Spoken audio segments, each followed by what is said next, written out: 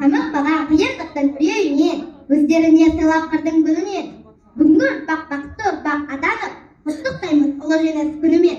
Құрметті ұстаздар, оқушылар, ұлы жеңістің 78 жылдық мерейтойына арналған тәрбие сағатымызды бастауға рұқсат етіңіздер.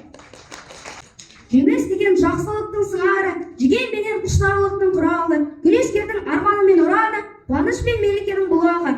Азат жетіп болды ме? Ол жеңісті көрген жоқ. Келді кейін азат күн, әлем одағы ұлы қазақтан шыққан тұңғыш батыр қыз.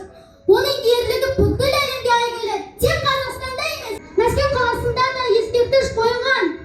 Қарағанда жалынған, Жасақ батыр Бауыржан естігенде естіған, жау естіген жалған қазақтың әйгілі әскери қолбасшысы ұлы отан соғысында даңққа шыққан стратег және тактик жазушы болған Бауыржан атамызға Алматы қаласында ескерткіш қойылған. Пулеметті сөйлетіп, жоғардағы күнгесін ұмытпаймыз өлетіп, Мәншүк апайын. Қазақтар